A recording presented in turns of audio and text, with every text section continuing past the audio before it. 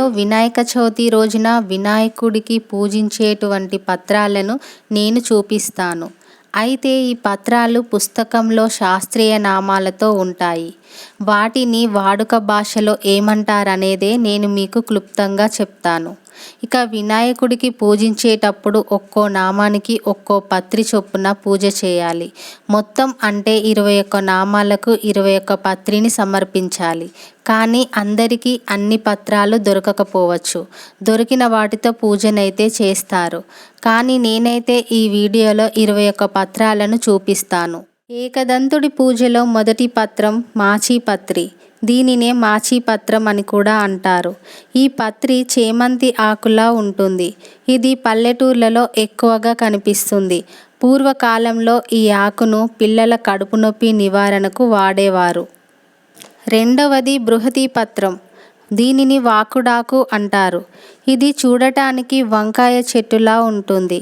ఈ చెట్టుకి ఎక్కువగా ముళ్ళులుంటాయి. వీటి కాయలు ఈ విధంగా ఉంటాయి. దీనిని ఆస్తమా నివారణకు ఉపయోగించేవారు. మూడవది బిల్వపత్రం. దీనినే మారేడాకు అంటారు. ఇది శివుడికి ఎంతో ఇష్టమైన పత్రం. 3 దళాలు కలిపి ఉన్న పత్రినే పూజలో ఉపయోగించాలి. అలాగే దీనిని లక్ష్మీ స్వరూపంగా భావిస్తారు. త్రిదళం త్రిశూలంను సూచిస్తుంది. నాలుగవది దూర్వాయుగ్మం. దీనినే గరిక అంటారు. ఇది మీ అందరికీ తెలిసిందే. ఇది అన్ని చోట్ల విరివిగా దొరుకుతుంది. ఇది ఎక్కువగా మైదానంలో పెరుగుతుంది. ఐదవది దత్తూర పత్రం, ఉమ్మెత్త ఆకు. దీని శాస్త్రీయ నామం దత్తూర మెటల్. ఇందులో 2 రకాలు ఉంటాయండి. ఒకటి నీలిరంగు, 2 తెలుపు రంగు. తెలుపు రంగు పుష్పాలు ఉన్న పత్రినే పూజకు వాడతారు. ఇది అన్ని చోట్ల దొరుకుతుంది. దీనిని ఆయుర్వేదంలో ఔషధ మొక్కగా ఉపయోగిస్తారు.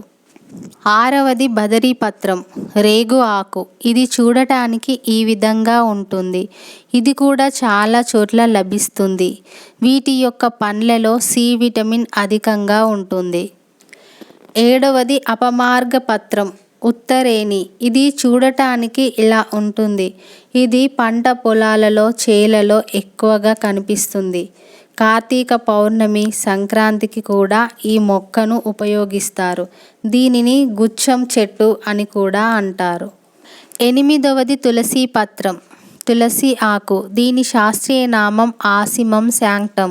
ఇది అందరికీ తెలిసిన మొక్కనే. దీనిని అందరూ తులసి కోటలో పెట్టుకొని పూజిస్తారు కూడా. తులసిని వినాయక చవితి పూజలో మాత్రమే వినాయకుడికి సమర్పించాలి.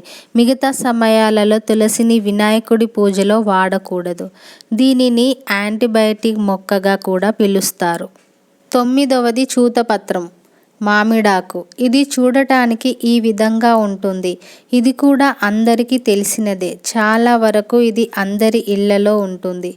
అన్ని పూజలకు మామిడి ఆకులను ఉపయోగిస్తారు. 10వది కరవీర పత్రం, గన్నేరు ఆకు.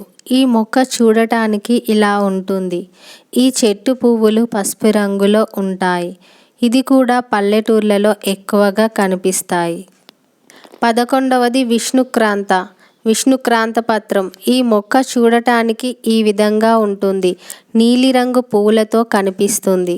ఈ మొక్క చాలా అరుదుగా దొరుకుతుంది. ఒకవేళ ఇది దొరకకపోవచ్చు. దొరికిన వాటితోనే పూజను చేయండి. 12వది దాడిమి పత్రం, దానిమ్మ ఆకు. ఈ చెట్టు చూడటానికి ఈ విధంగా ఉంటుంది. దానిమ్మ చెట్టు పండ్లను కూడా ఏకదంతుడి పూజలో ఉపయోగిస్తారు. ఇళ్లలో కూడా ఈ చెట్లను పెంచుకుంటారు.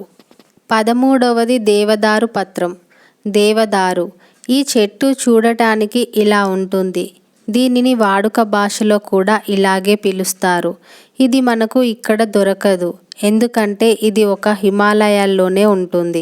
చల్లగా ఉండే ప్రదేశాల్లోనే ఇది పెరుగుతుంది. 14వది మరువక పత్రం, మరువం దవనం. దీనిని వాడుక భాషలో దవనం అని పిలుస్తారు. చూడటానికి ఇది ఈ విధంగా ఉంటుంది. ఇది సాధారణంగా అందరి ఇళ్లలో ఉంటుంది. ఇది ఎంతో సువాసన కలిగి ఉంటుంది. దీనిని పూల మాలలలో కూడా ఉపయోగిస్తారు. లక్ష్మీదేవికి మరియు విష్ణుమూర్తికి ఇష్టమైన మొక్క. 15వది సింధూవార పత్రం, వావిలాకు. ఈ చెట్టు చూడటానికి ఈ విధంగా ఉంటుంది. ఇది కూడా మనకు తెలిసిన మొక్కే. ఇది ఎక్కువగా పల్లెటూర్లలో దొరుకుతుంది. దీని ఔషధ మొక్కగా కూడా ఉపయోగిస్తారు. ఒళ్ళు నొప్పులను తగ్గించడానికి వీటి పత్రాలను ఉపయోగిస్తారు. 16వది జాజిపత్రం, విరజాజి. చూడటానికి ఈ చెట్టు ఇలా ఉంటుంది. వినాయకుడికి ఉపయోగించే పత్రాలలో ఇది 16వది. వీటి పుష్పాలు ఎంతో సువాసన కలిగి ఉంటాయి. వీటిని పూజలో కూడా ఉపయోగిస్తారు. 17వది గండకీ పత్రం, దేవకాంచనం. ఇది 17వ పత్రం. ఈ మొక్క చూడటానికి ఈ విధంగా ఉంటుంది. ఈ మొక్క తెల్లని పుష్పాలను కలిగి ఉంటుంది. ఈ మొక్క పత్రాలు ఏనుగు చెవి ఆకారంలో ఉంటాయి. ఈ మొక్కలు రోడ్డుకి ఇరుపక్కల మనకు కనిపిస్తాయి. 18వది శమీపత్రం, జమ్మి ఆకు. ఇది 18వ మొక్క. చూడటానికి ఈ మొక్క ఈ విధంగా ఉంటుంది. ఈ మొక్క పత్రాలను దసరా పండగకి ఉపయోగిస్తారు. 19వది అశ్వత్థ పత్రం, రావి ఆకు. ఈ చెట్టు చూడటానికి ఈ విధంగా ఉంటుంది. ఇది కూడా మన అందరికీ తెలిసిన చెట్టునే. ఇది మనకు అన్ని ప్రదేశాలలో దొరుకుతుంది. ముఖ్యంగా ఈ చెట్టు ఆలయాల్లో ఉంటుంది. 20వది అర్జున పత్రం, మద్ది ఆకు. ఇది చూడటానికి ఇలా ఉంటుంది. ఇది 20వ పత్రి. ఇది ఎక్కువగా పల్లెల్లో దొరుకుతుంది. దీని కాయలు చూడడానికి ఇలా ఉంటాయి. ఇది ఒక ఔషధ మొక్క. గుండెకి సంబంధించిన వ్యాధులను ఇది నివారిస్తుంది. 21 అరకపత్రం, జిల్లేడు ఆకు. ఇది 21వ పత్రం. ఇదే చివరిది. ఈ మొక్క చూడటానికి ఇలా ఉంటుంది. ఇందులో 2 రకాల మొక్కలుంటాయి. కానీ తెల్లని పువ్వులు కలిగిన మొక్క పత్రాలనే పూజకు వాడుతారు.